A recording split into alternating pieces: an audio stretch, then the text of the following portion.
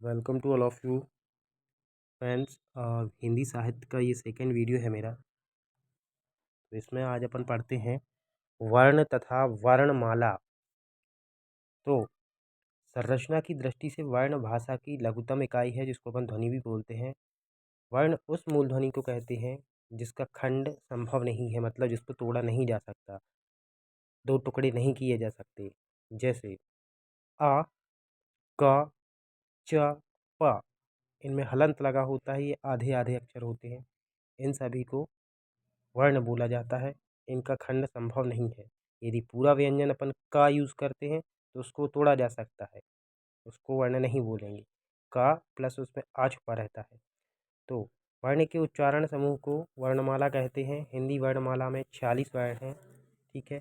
इसके अतिरिक्त 3 संयुक्त वर्ण, 1 मिश्र वर्ण तथा 2 अयोगवाह वर्ण भी हैं। और इन वर्णों को स्वर तथा व्यंजन में बांटा गया है। तो जो 46 वर्ण हैं उनको अपन आगे देखेंगे, और 3 जो संयुक्त वर्ण होते हैं उनको भी आगे देखेंगे। ये सभी जो अयोगवाह वर्ण हैं ये देखते हैं अपन आगे। तो आपको ये याद रखना है कि वर्ण और वर्णमाला से जो क्वेश्चन पूछे जाते हैं वो उनमें इसी तरीके से क्वेश्चन पूछे जा सकते हैं कि 3 संयुक्त वर्ण कौन से हैं, आपको ऑप्शन दे दिए जाएंगे। मिश्र वर्ण कौन से हैं, ऑप्शन में दे दिया जाएगा, आपको पहचानने होंगे। और कितने वर्ण होते हैं टोटल, तो जो अपन जानते हैं कि अक्षर जो होते हैं 52 होते हैं। ठीक है। अब उनमें से इनको अलग अलग कैटेगराइज किया गया है, जैसे संयुक्त वर्ण है, मिश्र वर्ण है, अयोगवाह वर्ण है ना, स्वर हैं, व्यंजन हैं। तो ये सभी अपन देखते हैं आज। स्वर वर्ण। ठीक है। स्वर वर्ण उन वर्णों को कहते हैं जिनका उच्चारण स्वतंत्र रूप से होता है। जिनका उच्चारण स्वतंत्र रूप से होता है उनको स्वर कहा जाता है। हिंदी वर्णमाला में स्वरों की संख्या 11 है। हम सभी जानते हैं कि स्वरों की संख्या 11 है। ठीक है। तो ये ऑप्शन में पूछा जा सकता है कि स्वरों की संख्या कितनी है। स्वरों को उसके उच्चारण के आधार पर 2 भागों में विभाजित किया जाता है, लघु और दीर्घ। अ, इ, उ लघु स्वर हैं तथा आ, ई, ए, उ और ऋषि वाला ऋषि री दीर्घ स्वर हैं। लघु स्वर के उच्चारण में कम समय लगता है और दीर्घ स्वर के उच्चारण में अपेक्षाकृत किसकी अपेक्षाकृत लघु स्वर की अपेक्षा अधिक समय लगता है। तो जिनके उच्चारण में कम समय लगता है उनको लघु स्वर बोला जाता है, और जिनके उच्चारण में अधिक समय लगता है उनको दीर्घ स्वर बोला जाता है। ए, ओ तथा औ और नहीं है औ है को संयुक्त स्वर भी कहा जाता है। इनकी संरचना दूसरे स्वरों के मेल से हुई होती है। री जो स्वर वर्ण है ये सबसे आरंभ में यूज़ होता है। अयोगवाह कहलाने वाले 2 वर्ण जो हैं वो जिसको अनुस्वार भी कहा जाता है, विसर्ग है। इनका प्रयोग स्वर तथा व्यंजनों के साथ किया जाता है। विसर्ग का प्रयोग तत्सम शब्दों के में व्यंजनों के अंत में होता है, जैसे कि प्रातः, अंतः, इस तरीके से। यह दोनों शब्द जो हैं और मतलब अनुस्वार और विसर्ग, ये अंत में ही यूज़ होते हैं, बीच में इनका यूज़ नहीं होता है। व्यंजन वर्ण। व्यंजन वर्ण वह वर्ण है जिसका उच्चारण स्वर की सहायता से होता है। प्रत्येक स्वतंत्र वर्ण के उच्चारण में आ स्वर की ध्वनि जो है वो छुपी हुई होती है। हिंदी में व्यंजनों की संख्या 33 होती है। 3 प्रकार के होते हैं, स्पर्श व्यंजन, अंतर्व्यस्त और ऊष्म व्यंजन। ठीक है। और व्यंजन के प्रकार जो होते हैं उनको 3 प्रकार से बांटा गया है, उच्चारण के स्थान के आधार पर, प्रयत्न के आधार पर और श्वास की अवरोध प्रक्रिया के आधार पर। तो इनको अपन आगे देखते हैं किस तरीके से इनको बांटा गया है। पहला जो है वो है स्पर्श व्यंजन। ठीक है। स्पर्श व्यंजन का जो उच्चारण है वो किसी विशेष अंग या अंगों की सहायता से होता है। इनके उच्चारण में कंठ कंठ सभी समझते हैं। ठीक है। कंठ के अलावा जीभ जो होती है उसके आगे का भाग, जैसे तालु, मूर्धा, दंत, ओष्ठ इत्यादि स्थानों के स्पर्श से होता है।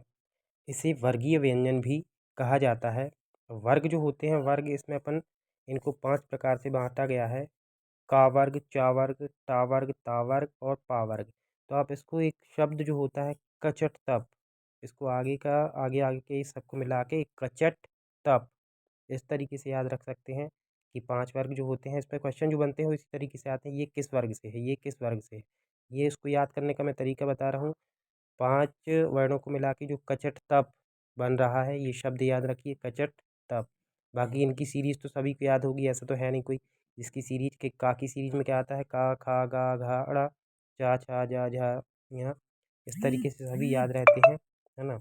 और ये याद रखिए, कंठ, तालु, मूर्धा, दंत और ओष्ठ।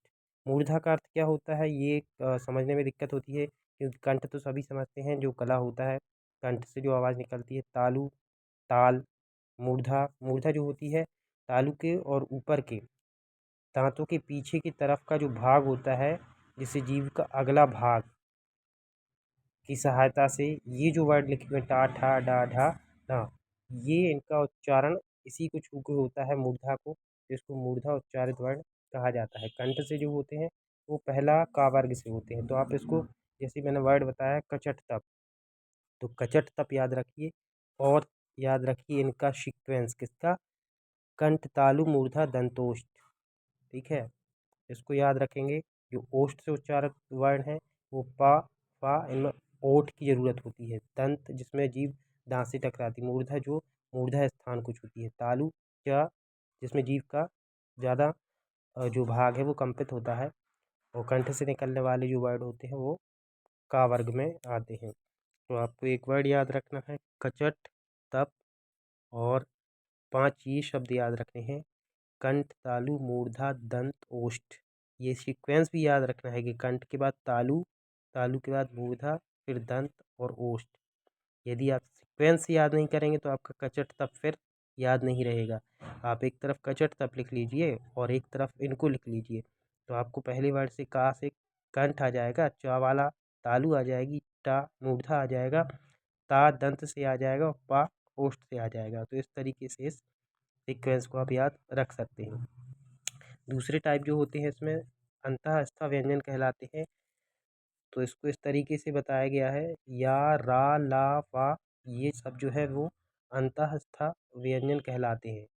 मतलब ये जो है ये स्वर तथा व्यंजन के मध्य स्थित होते हैं। कौन कौन, या, रा, ला, वा। ठीक है, जिसके कारण इनको अंतःस्थ कहलाते हैं ये। ठीक है, ये आधे स्वर है और आधे व्यंजन है। ठीक है, इनमें जीवा के आगे वाला जो विशेष भाग जो रहता है वो सक्रिय नहीं रहता है, जैसा कि अन्य वर्णों में होता है। अब आजकल क्या हो रहा है, रा तथा ला को पूर्ण व्यंजन माना जा रहा है, जबकि या और वा जो है वही केवल अंतःस्थ व्यंजन माने जाते हैं। तीसरा जो इसका टाइप है वो है ऊष्म व्यंजन। ऊष्म व्यंजन में 4 शब्दों को रखा गया है, श, श, श और हा। इनको ऊष्म व्यंजन माना गया है। इनके उच्चारण में जो है वो घर्षण से उत्पन्न वायु का निष्कासन होता है। अब इनको याद रखना है। जैसे शक्कर वाला सा है तो इसका जो उच्चारण है वो जीभ के नीचे से निकलता है। श जो षटकोण वाला है ये मुंह से बाहर निकलने में बहुत कम समय लेता है अपेक्षाकृत श और शा के। और सा जो अपना सरोता वाला है उसका उच्चारण पूरा और ये पूर्ण शा है। ठीक है, बाकी शक्कर वाला जीभ के नीचे से निकलता है और श इसका उच्चारण समय जो है इन दोनों की अपेक्षा सबसे कम होता है। तो ध्यान रखना कि इसके उच्चारण में सबसे कम समय लगता है। और हा आपका इसको भी ऊष्म व्यंजन माना गया है। इनके अतिरिक्त हिंदी वर्णमाला में 3 संयुक्त व्यंजन क्षत्रिय वाला छ, त्रिशूल वाला त्रा और ज्ञानी वाला ज्ञा भी सम्मिलित है। इनको संयुक्त व्यंजन कहते हैं। और मिश्रा वाला श्रा, ये एक मिश्र वर्ण है। ठीक है, तो संयुक्त व्यंजन कौन से हो गए, छ, त्र, ज्ञा। इनमें कौन कौन से वर्ड समाहित है, 2 वर्णों से मिलके बनते हैं। ठीक है, तो क और श को मिलाते हैं तो क्षत्रिय वाला छ बनता है। ता और रा को मिलाते हैं तो त्रिशूल बनता है, त्रिशूल वाला त्रा। जा और यहाँ को मिलाते हैं तो ज्ञानी वाला ज्ञा बनता है। और शक्कर वाले शाह, आधे शक्कर वाले शाह और रा को मिलाते हैं तो ये मिश्रा वाला श्रा बनता है। तथा ढ़ और ढा, 2 ऐसे व्यंजन हैं, ये द्विगुण व्यंजन कहलाते हैं। ये इनके मूल वर्ण जो ड और ढा है उनसे बनते हैं, नीचे बिंदी लगा दी जाती है। ठीक है, और ये दोनों जो है वो अंत में या मध्य में यूज़ होते हैं। प्रारंभ में इनके मूल वर्ण ही यूज़ होते हैं। मूल वर्ण मतलब डा और ढा। ठीक है, अब जैसे डा है बड़ा, इसमें ड़ा यूज़ हो जाता है। और पढ़ाई, इसमें ढक्कन से जो ढ़ बनता है वो यूज़ हो जाता है। तो जैसा कि अभी आपने ऊपर देखा था कि अपन ने 46 वर्ण बनाए थे, उसके साथ में बताया गया था कि 3 संयुक्त व्यंजन है, तो ये 3 संयुक्त व्यंजन है। छ, त्र और ज्ञ और श्रा जो है ये मिश्र वर्ण है। ठीक है। संयुक्त व्यंजन 2 वर्ण जो वर्ण इसमें मिलते हैं उनको भी दिखाया गया है, तो ये आपको याद रखना ज़रूरी है। इस तरीके से क्वेश्चन भी पूछे जा सकते हैं कि ये छा जो है वो किन 2 वर्णों से मिलकर बनाया गया है, और इनके उच्चारण के आधार पर इनको इस तरीके से बांटा गया है। इनको उसमें भी लिया जाता है उच्चारण वाला जो अपन आगे देखने वाले हैं। तो अपन देखते हैं अब आगे इनको अलग तरीके से किसमें या कैसे क्लासीफाई किया गया है। तो अब प्रश्न के आधार पर इनके उच्चारण को 8 भागों में बांटा जाता है। प्रश्न के आधार पर ये कौन कौन से होते हैं? ये होते हैं स्पर्श, स्पर्श संघर्षी, संघर्षी, अनुनासिक, पार्श्विक, प्रकंपित, उच्छिप्त तथा अर्धस्वर। ठीक है, ये अर्धस्वर जो अपन ऊपर देखे थे उनको अर्धस्वर। तो इनको कई तरीके से कैटेगराइज किया गया है। जैसे स्पर्श है, स्पर्श में का, खा, घा, टा, ठा, डा, ढा, ता, था, दा, धा, पा, फा, भा आता है। स्पर्श संघर्षी में चा, छा या झा आता है। संघर्षी में फा, शा, हा, जा, शा आता है। अनुनासिक जो नाक के नीचे से निकलते हैं, नाक से निकलने की अपन को लगता है कि जैसे कोई नाक से बोलता है, तो ये वो वर्ड है जो अनुनासिक कहलाते हैं। पार्श्विक वर्ड जो है वो ला, ये क्वेश्चन में आ जाता है पार्श्विक वर्ण कौन सा है, तो आपको याद रखना है कि पार्श्विक वर्ण जो है वो ला है, ये हमेशा आता है। और अर्धस्वर भी आ जाता है। पार्श्विक वर्ण आया है 2-3 एग्जाम में कि पार्श्विक वर्ण जो है वो कौन सा है। प्रकंपित रा है। उत्क्षिप्त जो है ये डा और ढा, जो अब भी अपन ऊपर डिस्कस किए हैं, इनके मूल वर्ण जो है वो डा और ढा है। तो इनको ये प्रश्न के आधार पर है। ठीक है, अब आगे जिस तरीके से कैटेगराइज किया गया है उसको देख लेते हैं। तो अब वह प्रश्न के आधार पर जो इनको बांटा गया है, तो ये 2 प्रकार के होते हैं, अल्प प्राण और महाप्राण। तो इनको इस तरीके से समझा जा सकता है कि जिन वर्णों का उच्चारण करते समय मुख से निकलने वाली श्वास की मात्रा अल्प होती है, अल्प मतलब कम होती है, तो ऐसे वर्णों को अल्पप्राण कहा जाता है। मतलब उच्चारण करते समय मुख से जो श्वास निकल रही है उसकी कम मात्रा में श्वास निकलती है, तो उसको अल्पप्राण कहा जाता है। जबकि महाप्राण में श्वास की अधिक मात्रा निकलती है। तो प्रत्येक वर्ण समूह का पहला, तीसरा, पांचवा वर्ण जो है वो अल्पप्राण कहलाता है। ठीक है, और प्रत्येक वर्ग का दूसरा, चौथा तथा सभी ऊष्म वर्ण जो भी अपन ऊपर देखे हैं, ऊष्म वर्ण जो है वो महाप्राण है। ये क, ख, ड़, च, छ, ये आपको सभी इनके जो एग्जाम्पल दिए हैं ये अल्पप्राण व्यंजन है। ठीक है, इनके उच्चारण में हवा की कम मात्रा तथा हवा कम शक्ति के साथ बाहर निकलती है, तो इसको क्या बोलते हैं? अल्पप्राण व्यंजन। और इनके अतिरिक्त जो रहता है दूसरा वर्ग, प्रत्येक वर्ग का दूसरा, चौथा और सभी ऊष्म वर्ण जो शा, शा और हा बताया था अभी, ये सभी महाप्राण व्यंजन कहलाते हैं। इनके उच्चारण में जो है हवा की अधिक मात्रा बाहर निकलती है, तो इनको महाप्राण बोला जाता है। ठीक है, तो ये वर्ग जिनकी चर्चा हुई है, प्रत्येक वर्ग का दूसरा, तीसरा या चौथा जो भी है, ये वर्ग वही है जो मैंने अभी ऊपर बताया था, कचट तप। कचट तप, तो का वर्ग में जो आएंगे वो का वाले कचट हो जाएगा, और ये तप, तो ये 5 वर्ड रहेंगे। तो आपको ये याद रखना है, बहुत ज़रूरी है। जो मैंने बताया है कचट तप, इसको ज़रूर याद रखिए, ताकि आपको यहाँ दिक्कत ना हो कि कौन सा अल्पप्राण है, कौन सा महाप्राण है। ठीक है, आइए दोस्तों इसके कुछ क्वेश्चन देख लेते हैं। तो क्वेश्चन है इस तरीके से, पहला, हिंदी वर्णमाला में वर्णों की कुल संख्या क्या है? तो वर्णों की संख्या जो होती है वो 52 होती है, सभी को पता है। दूसरा क्वेश्चन है, इनमें से कौन सी ध्वनि अंतःस्थ है? वा, रा, ला, ये अंतःस्थ है, वा नहीं है केवल। नेक्स्ट क्वेश्चन है, इनमें से ऊष्म वर्ण कौन सा है? तो षटकोण वाला जो शाह होता है वो ऊष्म वर्ण कहलाता है। और नेक्स्ट क्वेश्चन है, जो ऋषि वाला री होता है को वर्णमाला में जो स्थान दिया गया है वो स्वर में दिया गया है। ये अपन देख चुके हैं कि ये स्वर कहलाता है एक। नेक्स्ट क्वेश्चन है निम्नलिखित में से कौन मूर्धन्य ध्वनि नहीं है? मतलब मूर्धा जो अभी अपन डिस्कस किए थे। तो टा ठा ढा ये तीनों मूर्धन्य ध्वनि है, ढा नहीं है। नेक्स्ट क्वेश्चन है दा ध्वनि का उच्चारण स्थान खाली स्थान के आधार पर होता है। ऑप्शन है तालव्य, दंत, कंठ और ओष्ठ।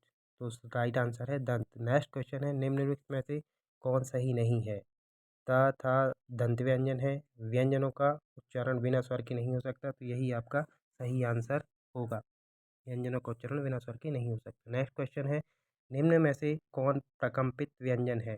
तो प्रकम्पित व्यंजन जो अभी अपन टाइप्स पढ़े थे, क्लासिफिकेशन पढ़े थे, तो उसमें आपने देखा था प्रकम्पित व्यंजन जो है वो रा है। दंतोष्ठ से उच्चारित होने वाले व्यंजन फा और वाह है। उच्चारण करके भी देख सकते हैं आप। और जो मैंने बताया था त्रिक, कचट, तप, उसको भी याद करके आप कर सकते हैं।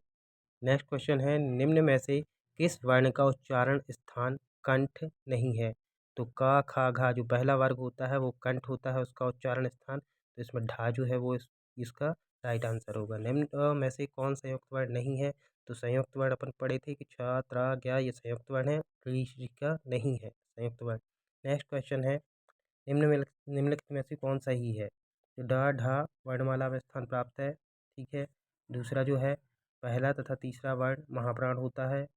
नेक्स्ट च छ झ ल ये स्पर्श संघर्षी है, तो यही आपका सही नहीं है। क्वेश्चन जो रहेगा सही नहीं है, ऐसा क्वेश्चन रहेगा।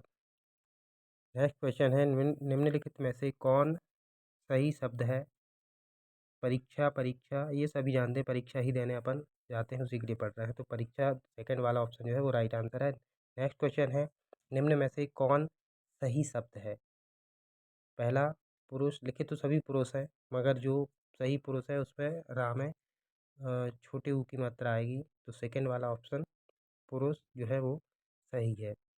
का और प्लस ए से निर्मित जो रूप है वो के है, ठीक है। सेकंड वाला ऑप्शन इसमें राइट आंसर है। नेक्स्ट क्वेश्चन है ग तथा उ से निर्मित रूप कौन सा है। तो ये सेकंड वाला ऑप्शन उ सही रहेगा। नेक्स्ट क्वेश्चन है निम्न में से कौन सत्य है। तो स्वर का उच्चारण स्वतंत्र रूप से होता है, ये सत्य ही है। तो आपको जब पहला ही आपको सत्य मिल जाता है तो आपको सेकंड ऑप्शन में जाने की जरूरत नहीं है। नेक्स्ट क्वेश्चन जो है ऊष्म ध्वनि कौन नहीं है। श, श, सा, झा। तो झा जो है वो ऊष्म ध्वनि नहीं है। अनुतान का संबंध क्या है। अनुतान का संबंध जो होता है उच्चारण के उतार चढ़ाव से संबंध होता है। तो सेकंड वाला ऑप्शन जो है वो इसमें राइट आंसर है। नेक्स्ट क्वेश्चन है निम्न में कौन सही है। तो ऑप्शन जो पहला है वो है अल्प प्राण में मुख से वायु की कम मात्रा निकलती है। तो फर्स्ट ऑप्शन ही आपका सही हो जाएगा। नेक्स्ट ऑप्शन पढ़ने की ज़रूरत नहीं है, यदि आपके पास टाइम है तो आप पढ़ सकते हैं, या कॉन्फिडेंट नहीं है तब भी आप पढ़ सकते हैं। नेक्स्ट क्वेश्चन जो है नेक्स्ट क्वेश्चन कहता है निम्न में से कौन महाप्राण नहीं है। तो शा, शा, खा और पा इसको बोल के भी दे सकते हैं। पा जो है वो महाप्राण नहीं है क्योंकि श्वास जो है वो कम निकल रही है पा को उच्चारित करने में। नेक्स्ट क्वेश्चन है निम्न में से किस युग्म को अर्धस्वर कहा जाता है। तो या और वा जो है ये अर्धस्वर कहे जाते हैं। नेक्स्ट क्वेश्चन है कौन सा वर्ण ओष्ठ नहीं है। तो पा, मा, बा इन तीनों को बोलने पर ओंठ आपस में मिलते हैं, तो ये तीनों ओष्ठ वर्ण है, ना नहीं है। तो राइट आंसर बी है।